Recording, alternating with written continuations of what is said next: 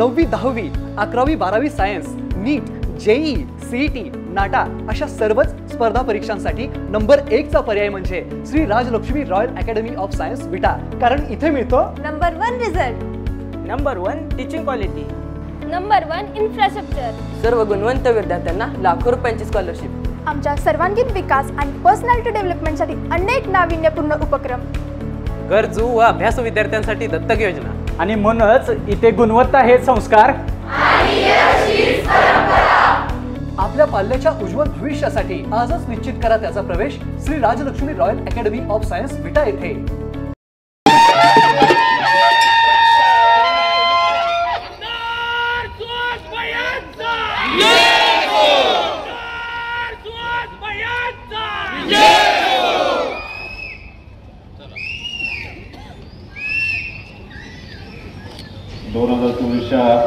विधानसभेच्या निवडणुकीच्या नंतर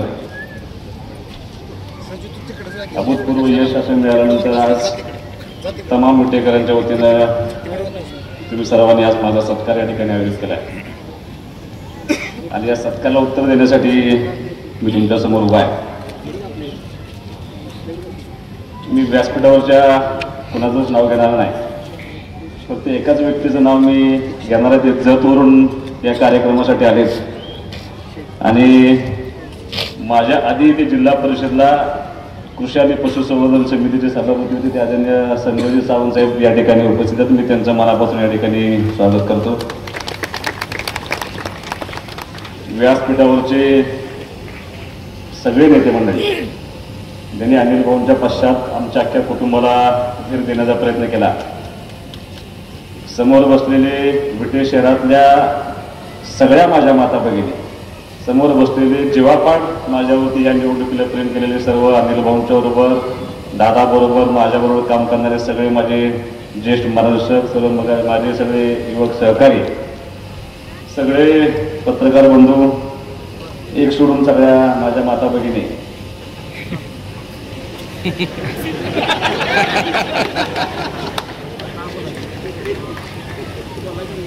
सगळ्याच गोष्टी काळजीपूर्वक बोलावं लागतात. पूर्वी आपा सोशल मीडिया नव्हतं, पण आता तुमचं वागणं, बोलणं, चालणं सगळं टिपलं जातं.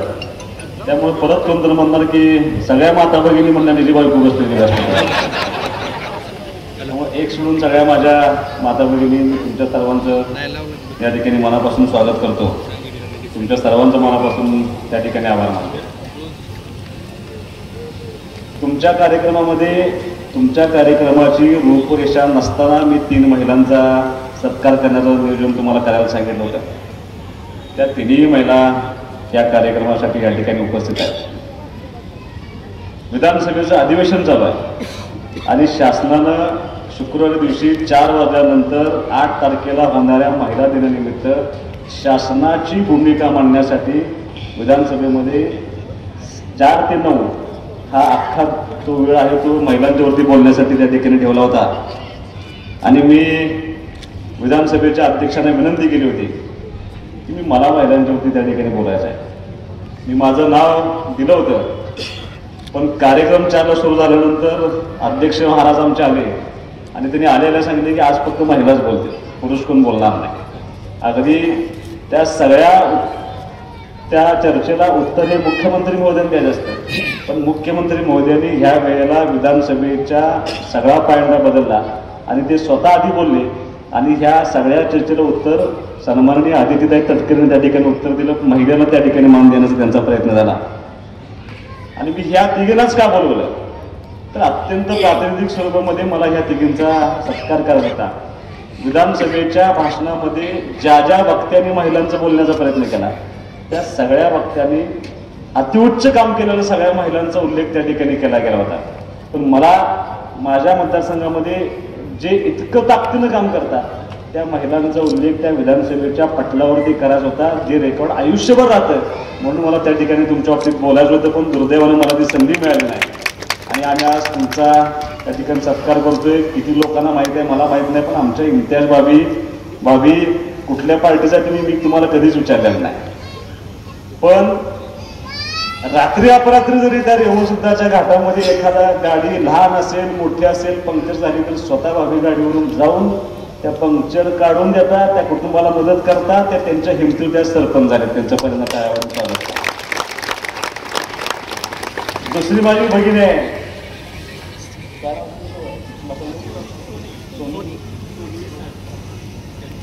सोनी सेटवाल, बरोबर ना? ओके. काय कौतुक असं वाटतं, तुम्ही कधी त्या स्मशानभूमीत ज्या वेळेला गेलाय तेव्हा त्यांचं अख्खं कुटुंब त्या स्मशानभूमीमध्ये काम करतात. त्या स्मशानभूमीची स्वच्छता राखणं, त्या स्मशानभूमीमध्ये एखादी डेड बॉडी आल्यानंतर त्या प्रेताचं अंत्यसंस्कार करत असताना त्यांचे पती सगळं करत असतात. पण दुर्दैवानं ते नसतील तर त्या करतात. किती लोकांना माहिती आहे मला माहित नाही. त्याला कुटुंब सगळं निघून जातं, त्याला पाठीमागं व्यवस्थित चालू आहे नाही ते स्वतः बघतात. त्यांचं त्या ठिकाणी मनापासून टाळ्या वाजवून दिवसांनी स्वागत करावं अशी माहिती देऊन. आणि प्रतिभाताई, कदाचित आत्ता तुमचं काम या लोकांना कळायला लागले. मला सुद्धा पाहिजे, मी त्या मोहीच्या वृद्धाश्रममध्ये अनेकदा गेलो होतो. सर पण आले होते, गडकरी सर सुद्धा या ठिकाणी आले. तुम्ही दोघांनी मिळून ते वृद्धाश्रम चालवले. मला असं वाटतं की आयुष्यात एकदा तरी त्या वृद्धाश्रमाला तुम्ही सगळ्यांनी एकदा भेट देऊन या.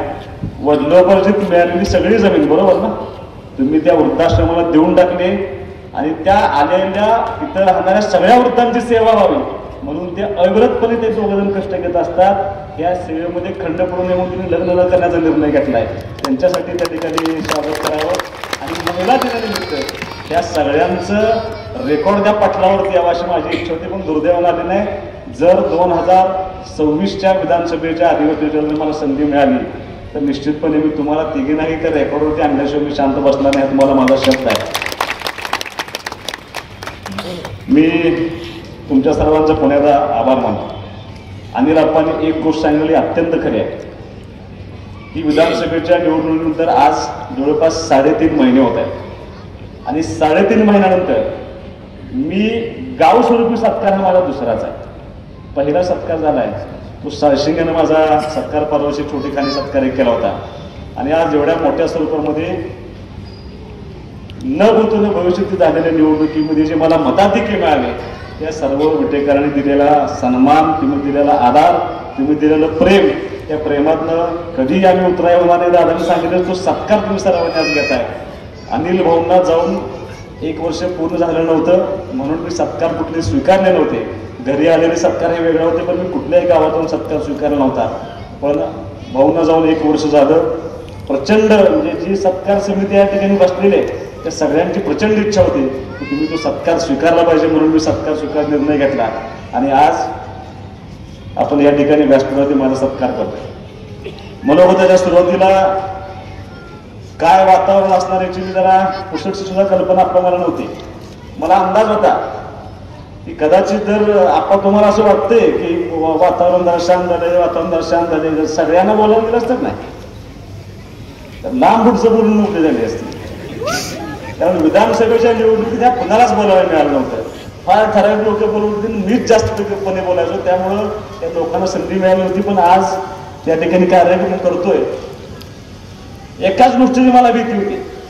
मला सारखं वाटत लोक येणार का नाही, कार्यक्रमाला लोक येणार का नाही. कारण वेळ झाला होता, 3 महिने बापू निकालून झाला होता, सगळं मला मान्य होतं. दुसरी मोठी अडचण काय होती, क्रिकेटची मॅच आहे आणि फायनल चालू आहे. तुम्हाला पटणार नाही ते येण्यापूर्वी मी तुमचं मॅचच बोलत बसतो. तुमचा फोन आला की जायचं आणि मी आत्ता सुद्धा सारखा स्कोर बघत होतो. आज सुहास भाबाचं सत्कार जिंकण्याचे चान्सेस सुद्धा हेमंतराव वाढलेत लक्षात. आणि नुसतं एवढंच जिंकणार नाही दादा, मी काय ताकद जाऊन बघा लपवणार नाही, मी नगरपालिका सुद्धा जिंकणार आहे. ही निवडणूक झाली. मला तुम्हाला मुद्दाम सांगायचं की मला त्या व्यासपीठावरती येत असताना मी आधी विनंती केली होती की मी इथूनच चालत येतो. मला सांगितलं नाही पुढच्या बाजूने चालत या, नाही तिथून चालत या. कारण मला ह्या पाठीमागून येत असताना ह्या चौंडीसोरीच्या चौकामध्ये जेव्हा सत्कार होतोय त्यावेळेला समोरून चालत आलो काय पाठीमागून चालत होतो काय, माझ्या मनामध्ये अनेक वेगवेगळ्या भावना होत्या. एक भावना अशी होती की हे सगळं होत असताना, म्हणजे मी अनेकदा बोलून दाखवले की सगळे बघतायत पण दुर्दैवानं आज अनिल भाऊ आणि काकी त्या व्यासपीठावरती असायला पाहिजे होती किंवा कुठून तरी हा सत्कार सोहळा बघायला असायला पाहिजे होती. मनामध्ये कुठेतरी कोपऱ्यात त्या माझ्या मनामध्ये दाखवून राहिलं होतं. मी ठरवलं होतं की भावना आपल्या दाखवायच्या नाहीत. तर सुरेश काका आणि रेवण बापू तुम्ही तो पुतळा घेऊन तिकडून चालत आला आणि तुम्ही ज्याला येत होता त्याला मला अनिल भाऊ चालत येतात तरी याचा भास होत होता लक्षात. त्या भावना माझ्या मनामध्ये होत्या आणि तिथून आल्यानंतर सहज आयुष्याच्या प्रत्येक गोष्टीचा फ्लॅशबॅक घडावा तसा फ्लॅशबॅक माझ्या आयुष्यामध्ये घडत होता की लहानाचा मोठा झालेला सुहास जन्मगाव तरी माझं गारडी असतं एका गारडीवाले माझं वय काढून घेणार नाही. म्हणजे आप्पा माझ्या आयुष्यातला 80% काळ हा ह्या रोडला गेलाय. त्याला काही कारण आहे. ह्या व्यासपीठावरती सत्कार स्वीकारत असताना आमदार झाले म्हणून माझी प्राथमिक शाळा या ग्राउंडच्या पाठीमाग आहे. आता तिथे सभा चालू आहे स्टेजच्या पाठीमागं माझी प्राथमिक शाळा आहे. या युनायटेड देश चौघडीचा 4थी पर्यंतचा विद्यार्थी 5वी पासून 10वी पर्यंत परत या महात्मा गांधी शाळेचा विद्यार्थी खेळत बागडत आयुष्यभरचे मित्र कमवले. ह्या सगळ्या या विटे शहरामध्ये ह्या रस्त्यावरती फिरताना आणि परत 11वी 12वी असेल माझं कॉलेजचं शिक्षण असेल हे सगळं परत कुठे केलं असेल अण्णा तर ह्या बळवंत महाविद्यालयाच्या ग्राउंडवरती मी सुहास बाबांना माझा अख्खा आयुष्य या ठिकाणी घालवले. माझा जन्म हा डॉक्टर कारंडेंच्या दवाखान्यात झालाय. बरोबर ना मावशी? बरोबर आहे ना? बापू नाही कारण डॉक्टरचा दवाखान्यात झाला ना माझा. मग कारंडे अण्णांच्यात सुहास बाबाचा जन्म आहे. लहानाचा मोठा सुहास बाबा इथं झालाय. अख्खं शिक्षण सुहास बाबाचे उलट्या शहरात झाले. सगळ्या शाळा माझ्या उलट्यात झाल्या. आयुष्यात कमवलेले सगळे मित्र हे उलटा शहरातले असतील तर ह्या पूर्वी अनिल भाऊंची जो आरोप होत होता का नाही बाहेर नाले बाहेर नाले बाहेर नाले मला नाही नाटवले विटवाले. विटवाल्याने सांगितलं बाहेरनं नाही हा आमचा आहे. तुमचा जन्म कदाचित वाळव्याचा असेल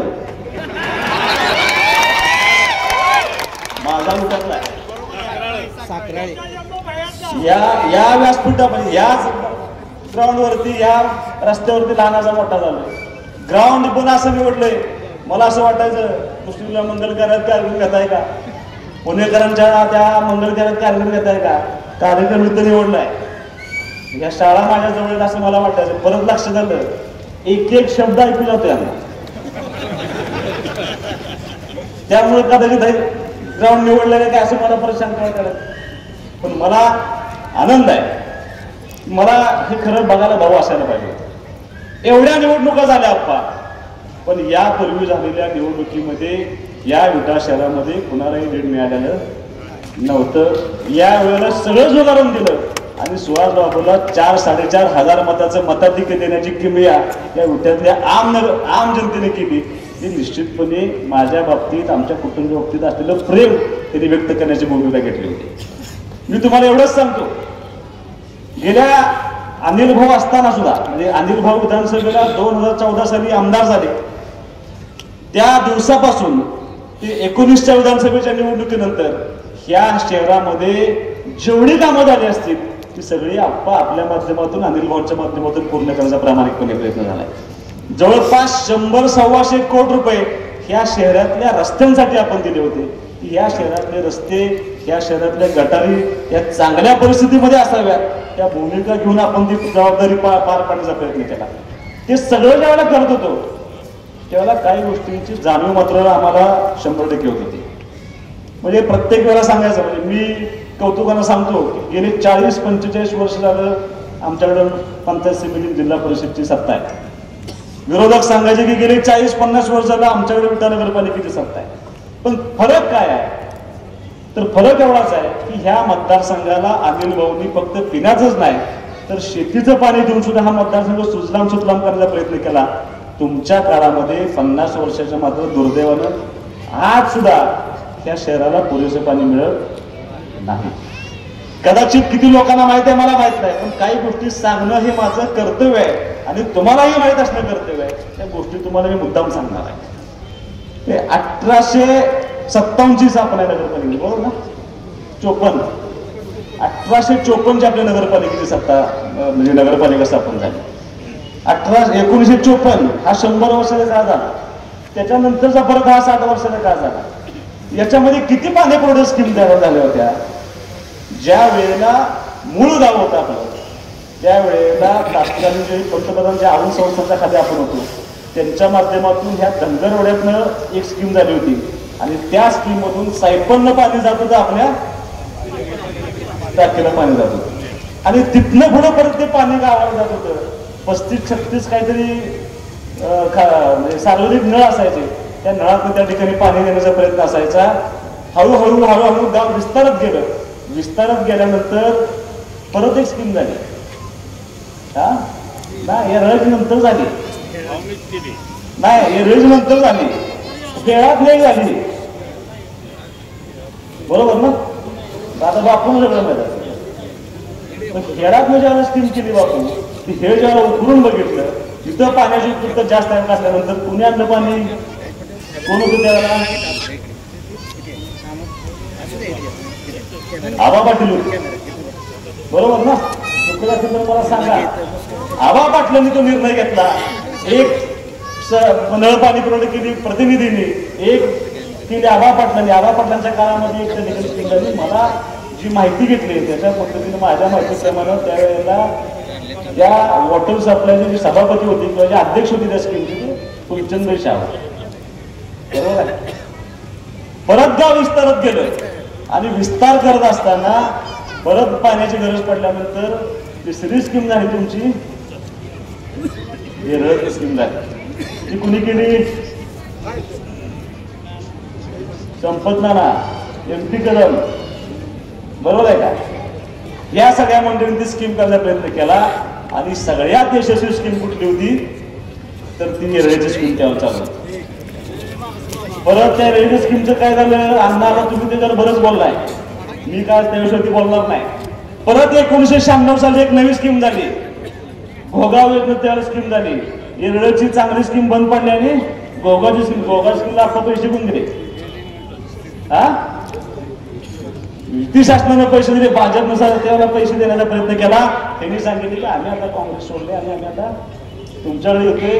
त्यांना आम्हीच दाखवलं. सत्तेमध्ये गेले आणि या शहराला नळपाणी पुरवण्याचे भाजपने त्यावेळेला सरकारने त्यावेळेला स्कीम केली. त्याच्यानंतर परत कधीच काय नाही. 10 वर्ष त्यांच्याकडे आमदारकी दिली गेली. पण त्या 10 वर्षाच्या कार्यकाळामध्ये विटे शहरासाठी काही नव्यानं करता न आल्यामुळे 2014 साली ज्यावेळेला अनिल भाऊ आमदार झाले, परत भाजप आणि सेनेचं सरकार आलं. त्या सरकारनं त्या नगरपालिकेला तब्बल 32 कोटी रुपये दिले आणि 34 स्कीम द्यायला झाली, 5वी स्कीम झाली. आता ते ज्याला 32 कोटी रुपये आले त्याला तुमचं सत्ता होती. काय केलं त्या 32 कोटीचं? ज्या दिवशी मी नगरपालिकेमध्ये गेलो, मिटिंग घेतली, त्या मिटिंगमध्ये सगळे प्रश्न विचारले. ज्या वेळेला नळपाणी पुरवठा योजनेची बोलण्याचा प्रयत्न केला त्यावेळेला कुठल्याही अधिकाऱ्याला समर्पक उत्तर देता आलं नाही. किती किलोमीटर पाईपलाईन बदलल्या, किती गळती काढल्या, किती लिटरच्या टाक्या खरोखर बांधले, हे ज्याला विचारलं गेलं त्याला अधिकाऱ्यांना उत्तर देता आलं नाही. याचा अर्थ स्पष्ट आहे की ते 32 कोटीची दिलेले पैसे तुम्ही दुर्दैवानं वाया घालवले आणि आजही आमची विट्यातली जनता पाण्यासाठी गाव पडते. परत सरकार आपल्याला अनिल भाऊ असताना त्यांनी ताकदीने प्रयत्न केला. दुर्दैवाने अनिल भाऊ गेले, पण अनिल भाऊ गेल्यानंतर परत आम्ही वाढवण्याचा प्रयत्न केला आणि परत सरकारच्या मागे लागून तब्बल 87 कोटी रुपये आपण त्या नळपाणी पुरवठा योजनेला मंजूर करून आणले. ज्यावेळेला मंजूर करून आणले नारळ पडला, आठवतंय का आप्पा? बघा, नारळ पडल्यानंतर मी सांगितलं की पैसे नसतात, त्याला काम चालू झाले. फक्त माझी विनंती होती की बघून या. त्या ITI पासूनचं काम चालू झाले. म्हणजे जेवढ्या स्कीम झाल्या त्या नळपाणी स्कीम मध्ये तुमचा कुठंही सहभाग नाही. ज्या वेळेला विटे शहराची निर्मिती झाली त्यावेळेला एक गाव जे होतं ते 9200 लोकसंख्येचं गाव होतं. याच्यामध्ये 51% उपजीविकेचं साधन कुठलं होतं तुम्हाला माहिती आहे का? शेती. 32% लोक हे फक्त व्यवसाय करायचे आणि उर्वरित लोक हे मग भाड्यानं देणं किंवा इतर व्यवसाय करून त्या ठिकाणी उपजीविकेचं साधन जगायचे. आणि ह्या गावाचा विकास व्हावा या हेतून जुन्या ज्या ज्या लोकांनी त्या ठिकाणी प्रयत्न केला होता त्या सगळ्यांचं म्हणणं असं होतं ह्या गावाचा विकास व्हायचा असेल तर ह्या गावाला पाणी दिलं पाहिजे. त्याला फक्त 200-250 किलोमीटर पाऊस पडला होता, त्याच्यावरती शेती होणे अवघड होतं. त्यामुळं ते करत असताना ह्या गावामध्ये नाला बंडिंग व्हावेत, तलाव व्हावेत. ते असं कधी लिहिलंय? मी नाही लिहिलेलं, त्यांनी पण लिहिलेलं नाही. हा 100 वर्षापूर्वीच तुम्हाला मी सगळं सांगायला लागलोय. ते अंमलात कुणी आणलं? तुमच्याकडे 50 वर्ष सत्ता होती, तुम्हाला त्या 10 वर्ष 15 वर्ष तुम्ही आमदारकी बघली, पण तुम्हाला हे जमलं नाही. हे जमवलं त्या वाघाचं नाव होतं अनिल भाऊ. आता रेवण बापूंनी दणदणीत भाषण केलंय, पण बापूंचे कुटुंबातले सदस्य त्याला तलाव होऊन देत नव्हते. तो तलाव व्हायला भाऊ याला प्रयत्न करत होते, भाऊ आल्यावर भाऊच्या गाडीवर दगड मारत होते, तलाव करायला नाही आमच्या जमिनी जाते. आज एका एका घरात 3-3 नोव आहेत. म्हणजे हे करण्याची जबाबदारी सगळी कोणी घेतली होती, तर हे करण्याची जबाबदारी या शहराचा चेहरा मोहरा बदलण्याची जबाबदारी आपण त्या ठिकाणी घेऊन काम करतो. ज्या ज्या वेळेला आपण संधी मिळाली, तुम्ही परत आमदारकी बघली. माझा तुम्हाला आज जाहीर आव्हान आहे की तुम्हाला मिळालेली 10 वर्ष आणि अनिल भाऊंना मिळालेली 10 वर्ष, तुमच्या 10 वर्षाचं अनिल भाऊंच्या 10 वर्षाची तुलना करूया बापू. एका व्यासपीठावरती येऊया. 10 वर्षामध्ये तुम्ही युती सरकारला किती पैसे आणले आणि अनिल भाऊने किती दिले याच्यावर मिळ तर घालूया. आणि मग तुम्हाला कळलं की माणसं सुहास बाबांच्या मागे का उभा आहे. अनेक भागात आजही रस्ते नव्हते. म्हणजे ज्या ज्या वेळेला शासनाचा फोन येतो, मंत्रालयातला फोन येतो की कामं सुचवा, आप्पा आम्ही तुम्हाला फोन करतो, आम्हाला फोन करतो, कार्यकर्त्यांना फोन करतो. 40-50 वर्ष तुम्ही सत्ता बघल्यानंतर आम्ही काम काय सांगतो शासनाला? गटारीला पैसे द्या, रस्त्याला पैसे द्या. दुसरं काम आपण सांगितलेलं नाही. 125 कोटी रुपये फक्त रस्ते आणि गटर करण्याची भूमिका आपण त्या ठिकाणी घेतली. तुम्ही काय करतो का 50 वर्ष? ज्या वेळेला शेवटचे 10 कोटी रुपये आले इलेक्शन लागायच्या अगोदर, आम्ही ज्यावेळेला यादी तयार करत होतो, मी यादी तयार करत असताना मी म्हणाल काय दर उठून गटर रस्ते किती वर्ष काम करायचं आपण गटर रस्त्याचं. त्यावेळेला सांगोला नगरपालिकेची यादी पडली. मी ही माझ्या मागच्या भाषणात सांगितलं होतं.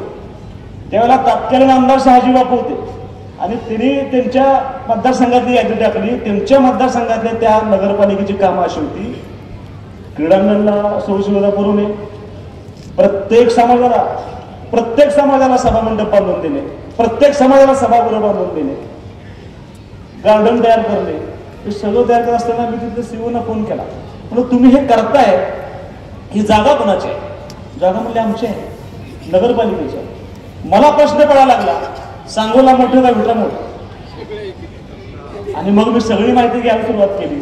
ज्या आमदार झालो, मिटिंग चालू झाली, तुम्हाला मी आता नळ पाणी पुढे योजनेचा विषय सांगितला. मी त्यांना एक प्रश्न विचारला, मी सीओना प्रश्न विचारला, गेल्या 40 वर्षाच्या काळामध्ये विटे शहरामध्ये किती आरक्षणं पडली होती, किती आरक्षणाच्या जागा नगरपालिकेने ताब्यात घेतल्या आणि किती आरक्षणं डेव्हलप केली? उत्तर होतं 0. एकमेव नगरपालिका आहे की अनेक आरक्षणं टाकली, एकही आरक्षण जागा ताब्यात घेतली नाही आणि एकही आरक्षण डेव्हलप केलं नाही. मग आरक्षण टाकलं कशासाठी?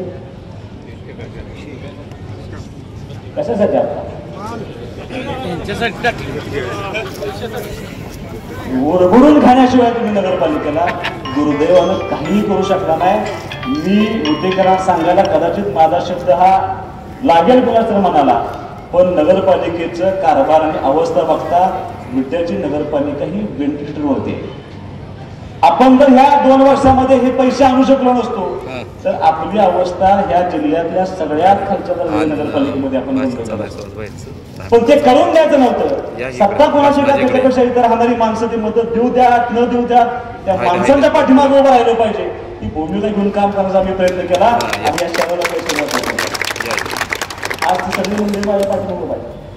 म्हणजे जेवढे उपकार मानावे तेवढेच आहेत त्या ठिकाणी उपकार कमी आहेत.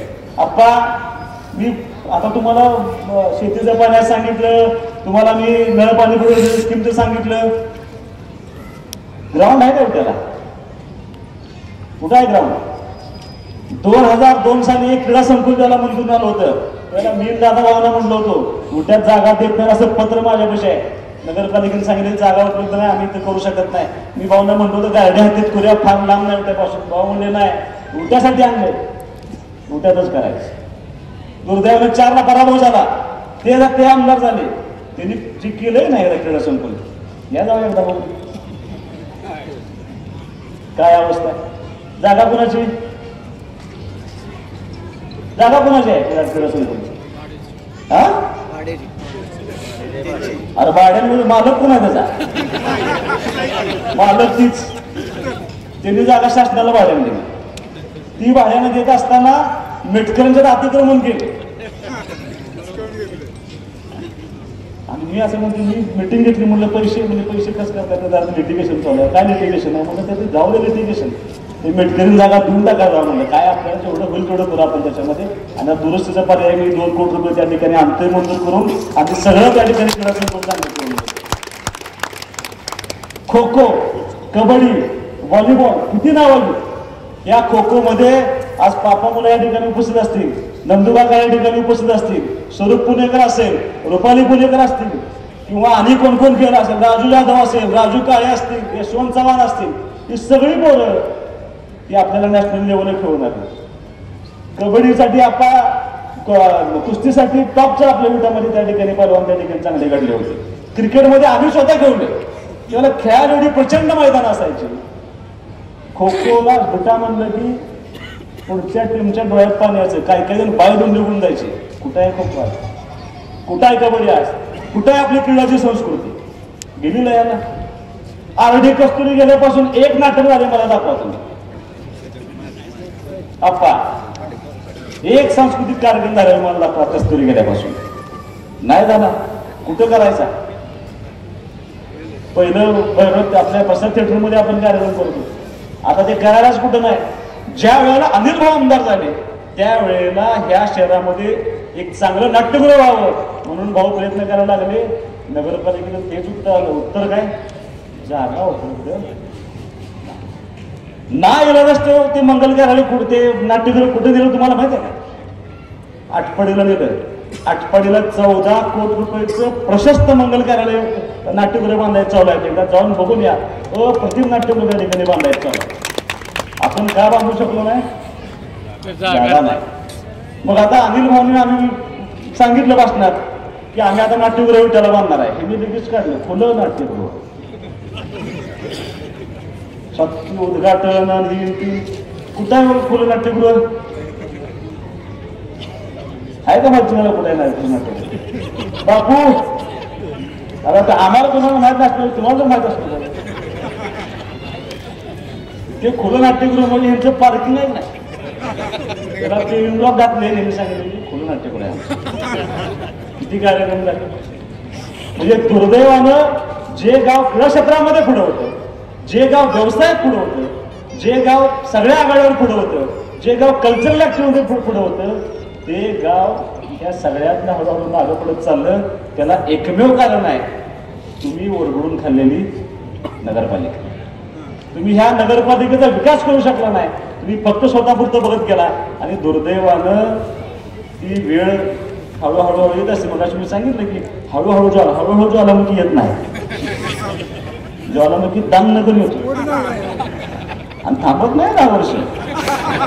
समजून घ्या. मला तुम्हाला जाहीर आव्हान आहे. आता मी मगाशी सांगितलंय लपवायचं नाही, मला निवडणूक करायचीच आहे. दादांनी जरी सांगितलं असतं कधी होईल निवडणूक मला माहित नाही, सांगता येत नाही. शासनाची कुठल्याही क्षणी तयारी आहे. उद्या निकाल लागला ते घेऊ शकतात निवडणूक. त्यामुळं अजिबात कुठल्या आंधळ्याप्रमाणे राहू नका. आपल्याला काही करून तुम्ही मला चेअरमन साहेबांनी त्यांच्या भाषणात सांगितलं की एक अपेक्षा राहिली, मंत्रिपदाची अपेक्षा. चेअरमन साहेब 57 आमदार आपल्या पक्षाचे निवडून आले. मी ज्या वेळेला सगळ्यांच्या पुढे बैठकीला गेलो होतो, मी सगळ्यांच्या चेहऱ्याशी बघितले जाऊन आणि परत अंदाज घेतला की पक्षाला किती वाटून देणार आहे. त्यांनी सांगितलं 13 मिळतील आपल्याला. मग मी असं मीच म्हणत आहोत त्याला द्यायला पाहिजे, ह्याला द्यायला पाहिजे, ह्याला द्यायला पाहिजे. अशी निघाली 22, द्यायचे 13. आपलं मी मागच्या पुढचं जाऊन बसतो म्हणलं यातलं कधीच काय मागायचं. तुम्हाला माझंही आव्हान आहे, मला अजिबात मंत्रिपदाची अपेक्षा नाही. मी कधीही माहिती त्यांना मागणार पण नाही. मी साधी कमिटी सुद्धा मागायला गेलो नाही. त्याला काही कारण आहेत लक्षात घेतल्यानंतर. सुहास बाबर गेल्यानंतर त्यांच्या लक्षात आलं पाहिजे की ह्या पोरानं आपल्याला काय सुद्धा मागितलेलं नाही. मला काय पाहिजे तर ह्या मतदारसंघामध्ये इथून पुढच्या काळामध्ये 2.5 वर्षाच्या काळामध्ये जेवढे प्रचंड पैसे या ठिकाणी आले तेवढी प्रचंड पैसे मला ह्या मतदारसंघामध्ये विकास कामासाठी मिळाले पाहिजे. आणि आता सुहास बाबरचं स्वप्न एकच आहे, नगरपालिका फक्त मला घ्यायची.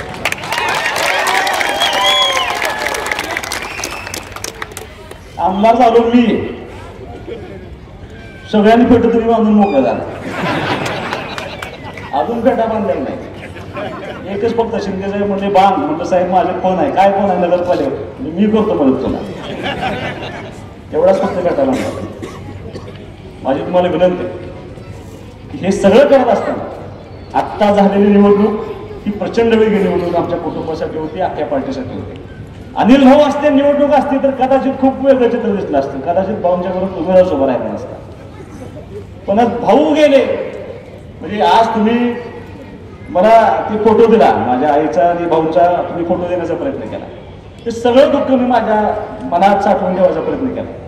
पण ते सगळं अंगावरती घेऊन इथून पुढच्या काळामध्ये मी मुद्दाम तुम्हाला सांगतो की 2024 निवडणूक न बोलतो भविष्यात होणार होती. मी प्रत्येक भाषणात सांगतो.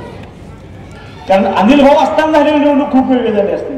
अनिल भाऊ गेले, आई गेली, ह्या कुटुंबातल्या सगळी मोठी माणसं गेल्यानंतर ही 2 मुलं 8 महिन्यामध्ये काय करू शकतात हा प्रश्न सगळ्यांना पडला होता. कोणालाही असं वाटलं नव्हतं की रिकव्हर होतील, बाहेर पडतील, ताकद लावतील. पण मी तुम्हाला मुद्दाम सांगतो, मी अनेक भाषणामध्ये सांगितलं, मी विधानसभेच्या निवडणुकीच्या आधी पण सांगितलं, एवढं सोपं नव्हतं. आई आणि वडील गेल्यानंतर ह्यातनं बाहेर पडायचं आणि सांभाळून न्यायचं. कदाचित ही व्यासपीठावरची माणसं नसती, कदाचित ही समोर बसलेली माणसं नसती, या मतदारसंघातल्या माझ्या माताभगिनी नसत्या, या मतदारसंघातले सगळे कार्यकर्ते नसते, तर सुहास बाबर आणि अमोल बाबरचं अस्तित्व त्या ठिकाणी राहिलं नसतं. लक्षात सगळं संपून गेलं असतं. पण मी ज्या ज्या वेळेला गेलो त्या प्रत्येक ठिकाणी अण्णा मला माहित होतं आपला मतदारसंघ हा कुंडल कारखान्यापासून चालू होतो आणि उंबरगावपर्यंत शेवट जातो आणि मावळीला चालू होतो ते तासगाव जवळच्या गोटेवाडीपर्यंत आपला मतदारसंघ जातो. 150च्या वर गावं, एवढा मोठा विस्तीर्ण प्रदेश.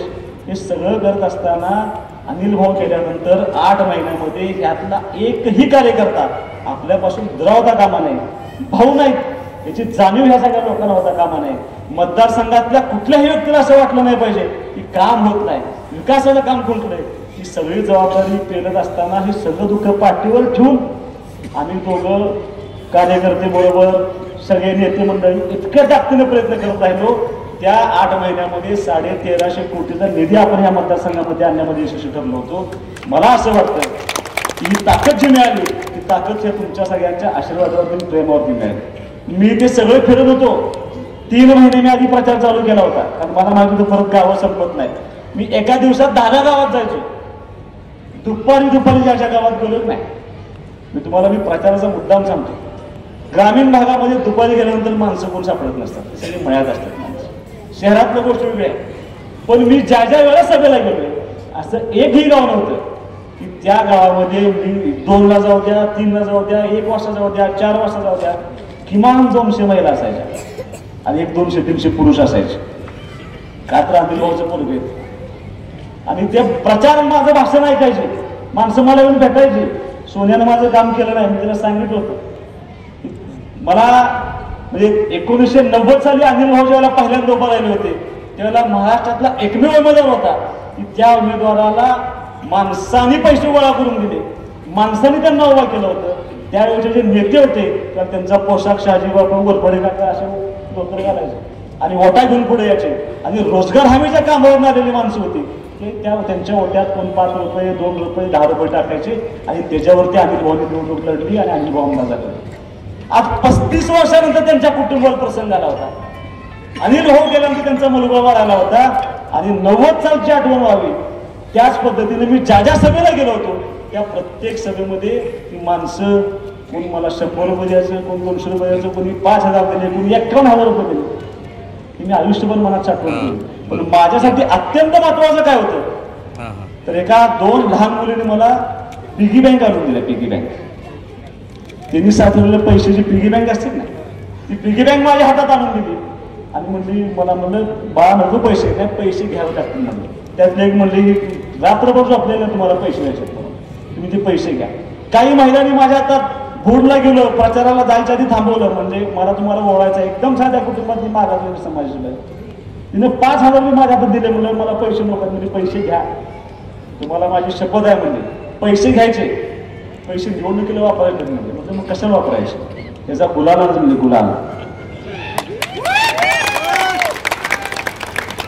आणि त्याच्यानंतर हे सगळं सांभाळत असताना 30 जानेवारीपर्यंत ह्या मतदारसंघातला प्रत्येक माणूस माझ्या आणि विरोधी उमेदवाराची तुलना करत होता. 31 जानेवारीला भाऊ गेले आणि ह्या मतदारसंघातला प्रत्येक माणूस एका दिवसात माझी भाऊची तुलना करतात. म्हणजे इतकं मोठं वजन की 30 तारखेला माझी विरोधी उमेदवाराची होणारी तुलना 1 तारखेला मी माझी भाऊंची करून घ्यायला लागलो. आणि ते सगळं सांभाळत असताना मला असं वाटतं की ही माणसं जर माझ्या पाठीमागे नसती तर मी यातून बाहेर पडलो नसतो. एवढं प्रेम, एवढा प्रचंड विश्वास मला हा देण्याचा प्रयत्न या लोकांनी केलाय. आयुष्यभर त्या उपकारात मी ऋणी राहण्याचा प्रयत्न करेन. मी सोन्याला सांगितलं त्या दोन्ही पिगी बँका मला तुम्हाला दाखवायच्या होत्या आणि त्या दाखवायच्या होत्या एवढ्याच कारणासाठी की सुहास बाबरवरती नैतिकतेचं प्रचंड मोठं दडपण आहे. त्या 2 पिगी बँकच्या पैशाचं नाही, त्या पिगी बँक देण्या पाठीमागच्या भावनेचं दडपण सुहास बाबरच्या मनावरती आयुष्यभर करून राहणार आहे. लक्षात, ज्या वेळेला मी पहिल्यांदा पंचायत समितीला उभा राहिलो होतो त्यावेळेला जिल्ह्यात सगळ्यात जास्त मताने मी निवडून आलो. ज्या वेळेला जिल्हा परिषदला उभा राहिलो त्यावेळेला जिल्ह्यामध्ये सगळ्यात जास्त मताने मी निवडून आलो. आणि आपण आता योगायोगाला काय माहित नाही, बाकी सगळी मोठ्या पारखाने येणारी काटावर आहेत सगळी. आणि सुहास बाबर मात्र 78,178 मतं त्या ठिकाणी निवडून आला. हे सगळं तुमचं प्रेम आहे, त्या मतदारसंघातल्या आम जनतेचं प्रेम आहे. हे आयुष्यभर आम्ही विसरू शकत नाही. 2029 निवडणूक अशी होणार नाही.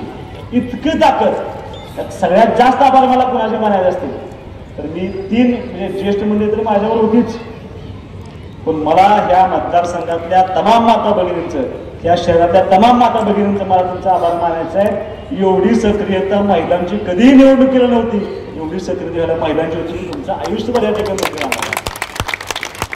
दुसरे कोणाचे आभार मानायचे आहेत, सगळ्यात तरुण मुलांचे मला आभार मानायचे आहेत. खांद्याला खांदा लावून मी प्रत्येक भाषणात सांगायला होतं एकटा सुहास बाबर करू शकत नाही. सुहास बाबर तुमच्या मदतीची आवश्यकता आहे. कुणाला तरी माझ्या वडिलांची भूमिका पार पाडावी लागेल, कुणाला तरी माझ्या आईची भूमिका पार पाडावी लागेल, कुणाला तरी माझ्या भावाची भूमिका पार पाडावी लागेल.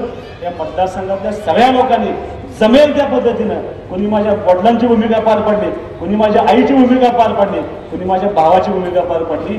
आणि तिसरं आभार जर कुणाला मानायचे असतील, सगळी लहान मुलं, एवढा फेमस लहान मुलांच्या महाराष्ट्रात दुसरा उमेदवार नाही. एवढं एकच कौतुक मला मी स्वतः करून घेणार आहे. मी पाटील तापमार कुठेही प्रचारात जावा, बारकी बारकी बारकी बारकी पोरं व्हायची. मला शाळेचं नाव सांगायचं हरकत नाही, क्रांतिसिंह नाना पाटील. निकाल ज्या दिवशी लागला नाही आपला त्या दुसऱ्या दिवशी मला स्वातीताईंचा फोन आला. म्हणजे 1 दिवस फक्त आमच्या शाळेत येऊन जावं. म्हणजे काय झालंय म्हणजे ताई, काय नाही म्हणजे ज्या दिवशी तुमचा निकाल लागत होता नाही वर्गात कोण बसतच नाही. एवढी पोरं मारली आम्ही वर्गात येऊन बसतो नुसती असो, त्या शाळा सोडून गेली म्हणते आम्हाला सांगितलं गेलं. त्याचं सुहास बाबर निवडून आला. तुम्ही माझ्यावर ईव्हीएमचा आरोप करताय, तुम्हाला मन सांगते की झोप येत नाही रात्रीची. ती नुसतं म्हणायचं आहे की पार्टी टिकली पाहिजे, राहिली पाहिजे म्हणून फक्त म्हणायचं. नाहीतर तुम्हाला कळत नसलं तर तुम्ही वडिलांना चांगलं कळत, अजिबात झोप लागत नसेल. सुहास बाबर निवडून आला ह्यात त्यांना दुःख नाही, इतक्या मोठ्या फरकाने निवडून आला ह्यात दुःख नाही. त्यात 5,000 मतांना सुहास बाबर लीड गेला ह्याचं फार मोठं दुःख त्यांना. आणि तुम्हाला माझं स्पष्ट सांगणं आहे, आता माहिती घेऊन बघा, तुमचे जवळचे कार्यकर्ते ज्या वेळेला घराघरात जात होते ना प्रचाराला, की अमुक अमुकला मत द्या, अमुक अमुकला मत द्या, तुम्ही गेल्यानंतर तुमच्या घरातला मुलगा त्या घरात जायचा, पप्पांचा ऐकून कळत नाही सुहासबाई याला मत कुठलं काढलं ईव्हीएम. तुमच्या बूथवरती पोलिंग एजंट उभा असलेल्या 9 मुलांनी मला फोटो काढून पाठवले, भैया मतदान तुम्हालाच केले. एक बूथवरती दुपारी गेलो अण्णा, सेंट्रल स्कूलच्या अलीकडचं बूथ आहे ना सेंट्रल स्कूलचा, त्या बूथवरती गेलो, गर्दी होती. काय काय झालं म्हटलं, त्यातल्या महिला म्हणल्या काय तर मशीन बंद पडलं वाटतं. मशीन बंद पडलं, मी आत गेलो. अधिकाऱ्यांना म्हणलं काय झालं, कोण काय बोलणार नाही, त्याला चाललंय. म्हणलं काय झालंय काय, त्यांचा फोन मला म्हणला काय नाही, म्हणलं 2 नंबरचं बटन मोडलंय म्हणलं. बसवायला चालू आहे. त्याच्यानंतर तुम्हाला कळायला पाहिजे काय चाललंय. विट्यामध्ये ह्याच्या पूर्वी सुद्धा म्हणजे काही कारण नव्हतं, शांततेत निवडणूक चालली होती. त्यांची पदयात्रा झाली, तिने भाषण केलं. हिंमत असेल तुझ्यात तर पदयात्रा काढून लाव केलं. मी तुम्हाला मुद्दाम सांगतो, ती एकमेव कार्यक्रम आहे माझ्या निवडणुकीतला जो मी आयोजित केलेला नव्हता.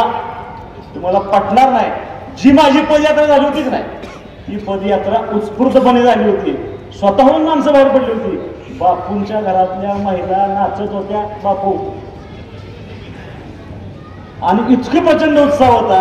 आणि त्या दिवशी मी बातम्यात सांगितलं होतं, ज्या वेळेला ही पदयात्रा संपली, शेवट होता त्यावेळेला प्रचाराचा, आणि मी शिवाजी महाराजांच्या पुतळ्याच्या समोर साक्षीने सांगितलं की तुम्हाला माझा शब्द आहे, उद्यात सुहासबाबा लीड जाणार. आणि त्या कारण तो उत्साह, ती ताकद मला त्या ठिकाणी दिसली होती. आणि सगळं बाजूला ठेवून आपण त्या ठिकाणी प्रचंड मोठ्या संख्येनं आपण त्या म्हणजे इतकी लोक आली होती की ती निवडणूक ऐतिहासिक निवडणूक झाली, आणि खूप मोठी शक्ती मला त्या ठिकाणी देण्याचा प्रयत्न केला. तुम्हाला माझा शब्द आहे. हे सगळ्या गोष्टी सांगत असताना गेल्या 2.5 वर्षामध्ये ह्या शहरामध्ये काम करत असताना गावात रस्ते करण्याचा प्रयत्न केला, गटारी करण्याचा प्रयत्न केला, नळपाणीपुरसाठी 27 कोटी रुपये आणले. मी सत्कार फारसे स्वीकारणार नाही असं ठरवलं होतं. कारण माझा स्वभाव असा आहे की मी ठरवलंय की विधानसभेच्या ह्या 5 वर्षाच्या कार्यकाळामध्ये मी जे जे शब्द दिले होते का नाही, एक ना एक शब्द पुरा करायचा मी त्या ठिकाणी अभिवचन घेतलं होतं. आणि त्यासाठी माझे 24 तास धडपड चालू आहे. मी पहिला शब्द तुम्हाला दिला होता की मी तुम्हाला ह्या विटे शहरामध्ये काही झालं तर उपजिल्हा रुग्णालय करणार म्हणजे करणार, तुम्हाला माझा शब्द होता. मला सगळी म्हणायची जागा कुठं आहे, जागा माझ्या डोक्यात आहे म्हणून, तुम्ही तिची काळजी करणार. ज्या जागा हडपायची डाव ठेवला होता, जी जागा हडपायची तिथं गाळे बांधायची, ती जागा मी कधी सिव्हिल सर्जन नावानं करून टाकली, यांना माहिती नाही.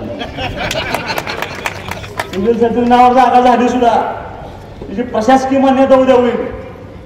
प्लॅन तयार झाला, इस्टिमेट तयार झालं. माझा तुम्हाला शब्द आहे, या 1 महिन्याच्या 1.5 महिन्यात टेंडर काढतोय. 100 कोटी रुपये उपजिल्हा रुग्णालय आपण विट्यामध्ये आणतोय. 100 बेडचं हॉस्पिटल, 20 बेडचं ट्रामा केअर सेंटर आणि 10 बेडचं डायलिसिस सेंटर ही विटे शहराला आपण आणतोय. जी फुकट उपचार त्या ठिकाणी माणसांचं करेल. माझा पहिला शब्द विट्याला होता, तो पूर्ण करण्याची जबाबदारी मी त्या ठिकाणी पूर्ण करतो. काय करायचं आहे अजून, या शहराला सगळे रस्ते जोडणारे रस्ते. आज एक राष्ट्रीय महामार्ग झालाय. गडकरी साहेब निवडणुकीच्या अगोदर एका राष्ट्रीय महामार्गाचं भूमिपूजन करून गेले होते. काल टेंडर ओपन झालंय. विट्यापासून फलटणपर्यंत एका राष्ट्रीय महामार्गाचं काम 1 महिन्यात चालू होते. विट्यापासून मिरजपर्यंत 4 पदरी रस्ता व्हावा म्हणून आम्ही त्यांना विनंती केली. विट्यापासून मिरजपर्यंत 4 पदरी रस्ता करताय. एक राष्ट्रीय महामार्ग ग्रीनफील्ड हायवे अजून जातोय. विट्याला जोडणारे विटा वेजेगाव रस्ता मोठा केलाय. विटा लेंगरे, विटापारे आपण हॅम मध्ये पकडलाय. 750 कोटी रुपये मला हॅम मधून आले. हे सगळे रस्ते आपण त्या ठिकाणी ताकदीनं पूर्ण करायचा प्रयत्न करतोय. उद्देश एकच आहे की या शहराला जी पहिली संपन्नता होती ती संपन्नता आणून देण्यासाठी जे जे करणं मला शक्य आहे ते करण्याचं अभियोजन सुहासबाबा या निवडणुकीत दिलंय. ते ताकदीनं पूर्ण करण्याचं मी अभियोजन तुम्हाला या ठिकाणी देतोय. अजिबात त्यात कुठे कमी पडणार नाही. कुठल्याही परिस्थितीमध्ये या शहराला जे गरजेची गोष्टी आहेत त्या सगळ्या भौतिक सुविधा असतील.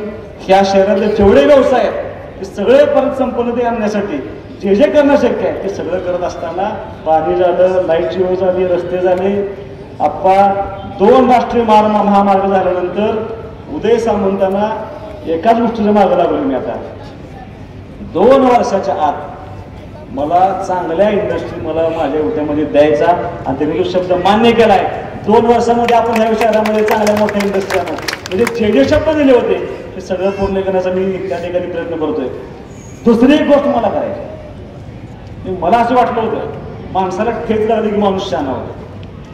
त्यांना काय ठेस द्यायची माणूस शाना होण्यात आला म्हणजे 4-4.5 मागं पडले मगाच कोणतं सांगत म्हणून नाही त्यांना शान करायला लावणार असं जायला पाहिजे आत्मपरीक्षण करायला बाजूला लागले मला कोणतरी म्हणले की आता नेटाने करते त्याला जाऊन भेट त्याला जाऊन भेट माफी मागायचं आता म्हणजे ही पहिल्यापासूनची पद्धत आहे एकाने विष काढायचं आणि एकाने सावध नाटक करायचं बापू आता तुम्हाला सावध राहावं लागणार आहे आता तुमच्या धर्मेश भाईंच्या सारखं आता येणार पोराचं चुकलंय आता सगळं मी बघतो आधीच म्हणायला पाहिजे होतं वेळ निघून गेली ना आता माणसाला मान्य नाही 2011 साली दादा विरुद्ध त्यांची निवडणूक झाली होती अचानक निवडणूक लागली सगळ्या परिस्थिती बदलल्या गेल्या होत्या मिळतील ती माणसं एकत्र करून आम्ही त्या ठिकाणी पार्टी उभा करायला प्रयत्न केला 4,500-5,000 मताचा एक वॉर्ड होता 700 ते 800 मतं त्यावेळेला त्यांच्या कॉलेजच्या स्टाफची विद्यार्थ्यांची नीट लावली होती आणि जाहीर बातम्यात ते सारखं सांगायचे की अमोलच्या विरोधात मी 1,000 मतांनी निवडून येणार अमोलच्या विरोधात मी 1,000 मतांनी निवडून येणार आम्हाला पण वाटतं बिल निवडणार काय 1,000 मतांना काय सांगावं कॉलेजची पोरं लाईन लावली ती मतदानाला आणि मी तिथं गेलो आणि ती पोरं मला अशी द्यायची कॉलेज आणि फक्त 100 मतांनी निवडणार ती हुशार आहे 11ला उभा राहिलेलं परत उभं राहिलं नाही अजिबात कुठं सुद्धा बघा तुम्ही परत मागच्या दराने गेलेत नगरपालिकेत उभं राहिलं नाही परत कुठं राहिले तर राहिले माझ्यावर झाले 24ला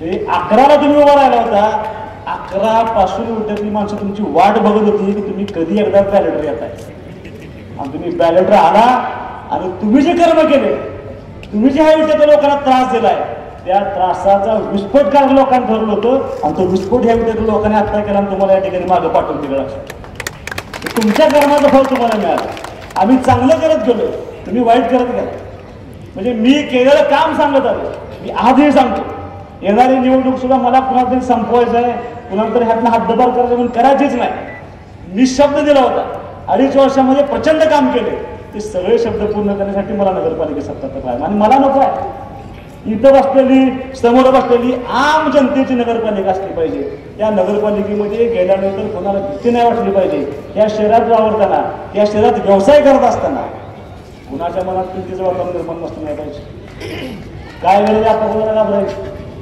मी कार्यक्रमाचं ठिकाण ठरवलं त्यांना अमरला काय सांगितलं तुम्हाला एकही गाड्या यातला बंद होता कामाला त्यांचा व्यवसाय कोणता कामाने म्हणून सांगितलं होतं आता अमर आणि गणेश 2च गाडी चालू आहेत बाकी आम्ही बंद करायला लावले नाही मग कुणी बंद करायला लावले संशोधनाचा विषय 40 वर्ष नगरपालिका तुमच्या तुम्हाला पाणी पुरवठा करता आला नाही रस्ता आला करता आला नाही 40 वर्षामध्ये एकच केले गाडा लाव गाडा काढ भाजीवाली बसव भाजीवाली उठव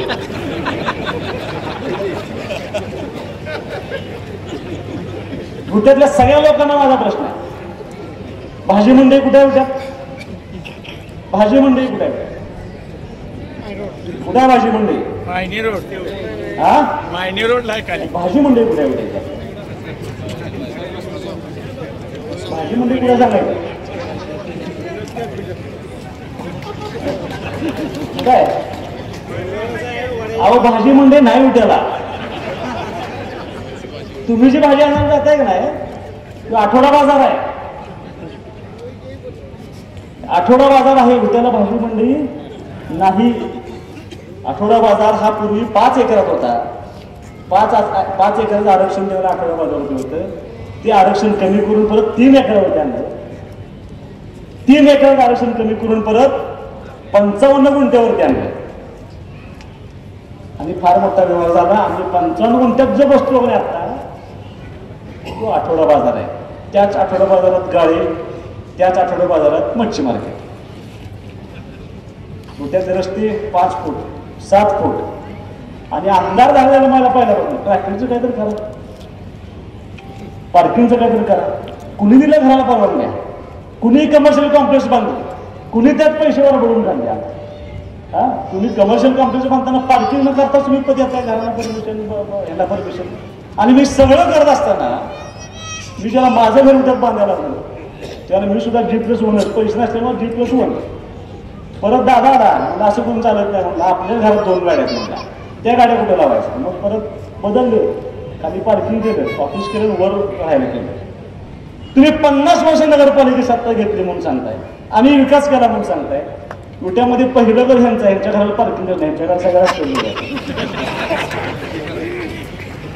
काय सांगायचं आपण उद्या लोकांना बाबा कसं व्हायचं डेव्हलपमेंट.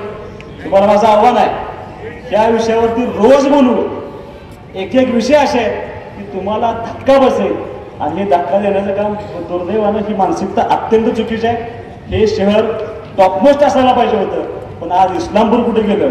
आज 2014 निवडणुकीचा किस्सा फक्त तुम्हाला सांगणार मी आता संपवणार आहे माझं भाषण. मॅचचं काय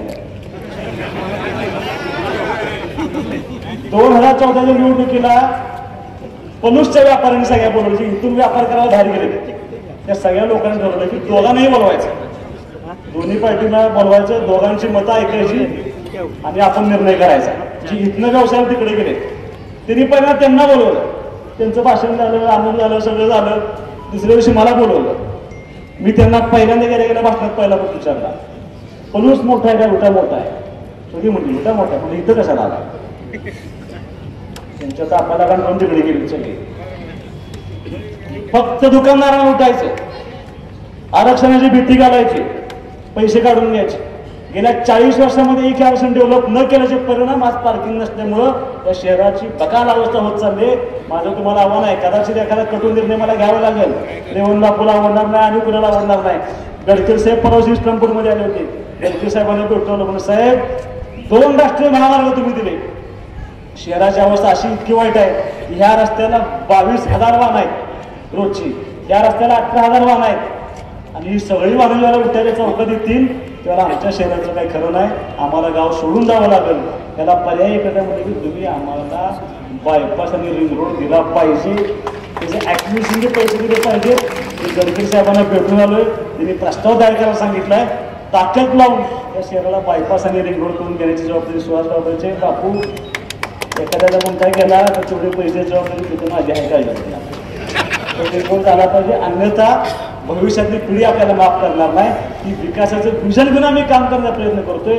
विटेकरांना माझं तुम्हाला जाहीर आव्हान आहे की इथून पुढच्या काळामध्ये म्हणजे सुहास बाबर त्याच्या कुटुंबातल्या सगळ्या सदस्यांना त्याच्या सगळी पार्टीचा स्वभाव असा आहे की ज्या भागामध्ये आपण काम केले ज्या संस्थेमध्ये आपण काम केले.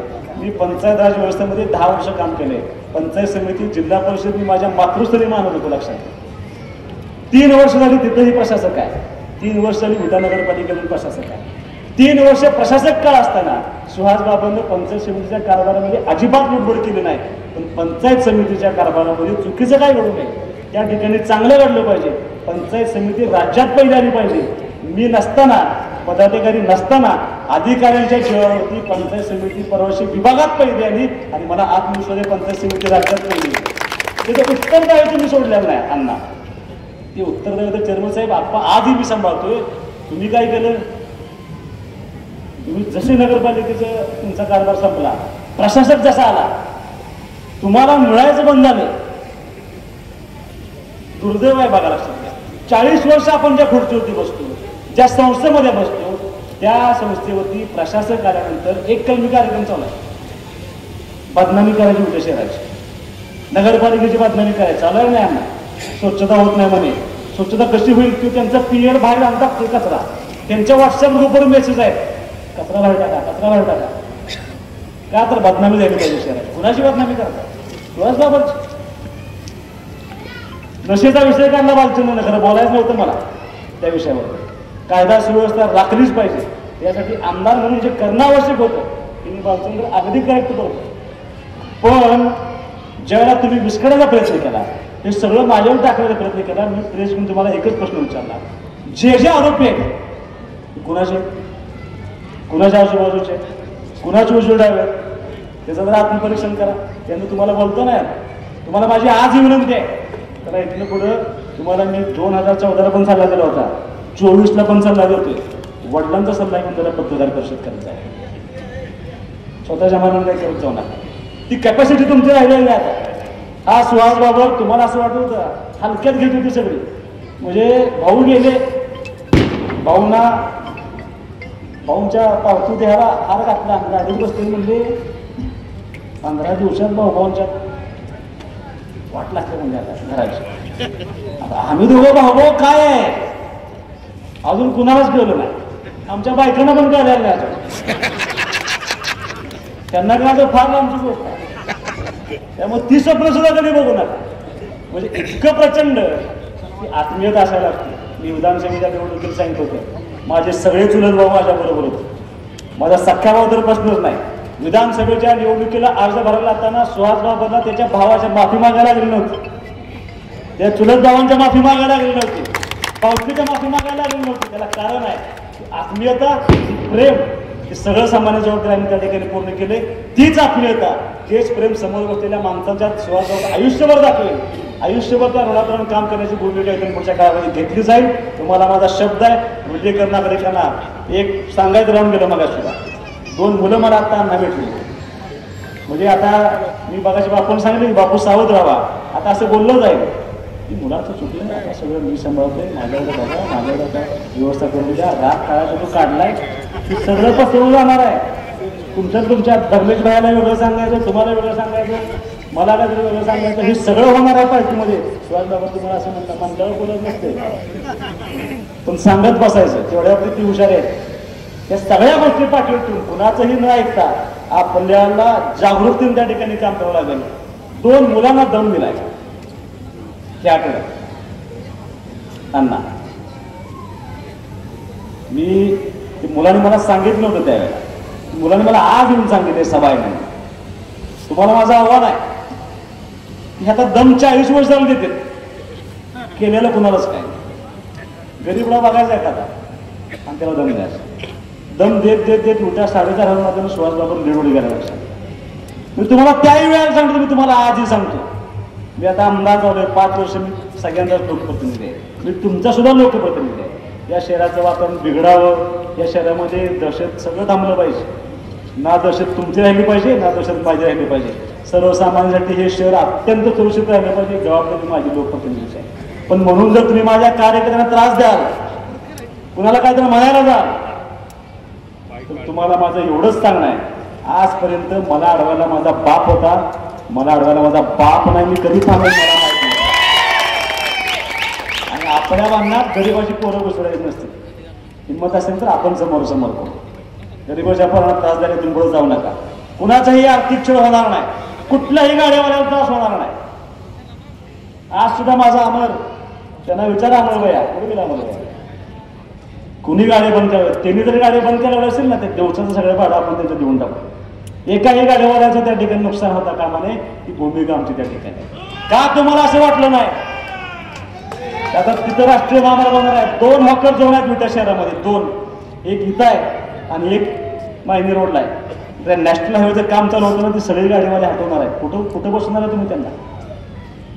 आणि रेकॉर्डला 71 गाड्या आहेत फक्त विट्यात. किती? 71 गाड्या आहेत फक्त विट्यामध्ये. आणि गाड्या आहेत किती? 1000. 71 गाड्यांचं भाडं जातं नगरपालिकेला. बाकी भाडं जातं कुणाला? बरोबर आहे ना? कुणाला भाडं जातं? या सगळ्या गोष्टींचा भविष्याच्या काळामध्ये उहापोह केला जाईल. एकही चुकीचं काम नगरपालिकेचा प्रशासक कोण करणार नाही. करत असेल तर तुम्हाला सुहास बाबाचा दरवाजा आम नागरिकांसाठी कायम उघडा आहे.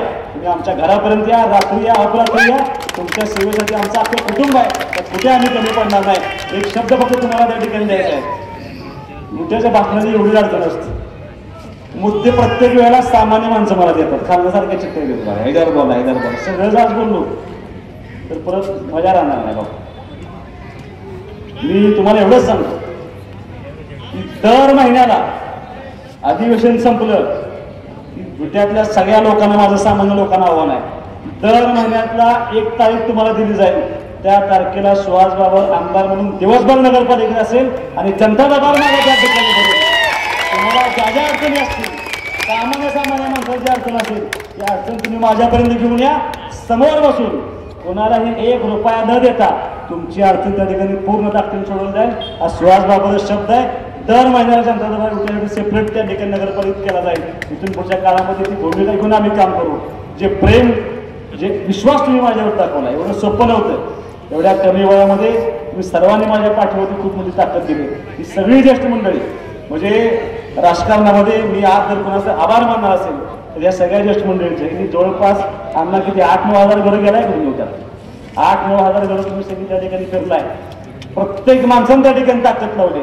मी तुम्हाला एवढंच सांगतो, या सगळ्यांची नैतिक जबाबदारी घेऊन सुहास बाबा इथून पुढच्या काळामध्ये काम करेल. यात कुठेही कमी पडणार नाही. या शहराला पहिली जुनी संपन्नता ही देण्याची जबाबदारी माझी असेल. दहशतमुक्त गाव असेल, कुणाच्याही आर्थिक त्या ठिकाणी कुचंबना केली जाणार नाही. कुणालाही व्यवसायाला त्या ठिकाणी अडचण आणली जाणार नाही. या प्रत्येक माणसाच्या पाठीमागे सुहास बाबा तो भाजीवाला असेल, गाडेवाला असेल, हातगाडेवाला असेल, नगरपालिकेचा कर्मचारी असेल, स्वच्छतेचा कर्मचारी असेल किंवा मोठा एखादा नेता असेल, या सगळ्यांच्या पाठीमागे सुहास बाबर ताकद उभा आहे. ही ताकद तुम्ही आजपर्यंत मला दिली. त्या ताकदीचा उपयोग सुहास बाबर हा फक्त आणि फक्त भागातल्या त्या मतदारसंघातल्या आम जनतेसाठी करेल. एवढं अभियोजन तुम्हाला मी या ठिकाणी देतो. खूप वेळ झाला आहे, जवळपास 1 तास तुम्ही या ठिकाणी माझा मनात व्यक्त करतोय. जे प्रेम आणि आशीर्वाद तुम्ही सर्वांनी दिलाय त्या सगळ्याबद्दल तुमच्या सर्वांच्या मनापासून या ठिकाणी आयुष्यभर उभं राहील आणि समर्पित भावनेनं तुमच्यासाठी जगेन. ते अभियोजन मी त्या ठिकाणी थांबतो. जय हिंद, जय महाराज. धन्यवाद.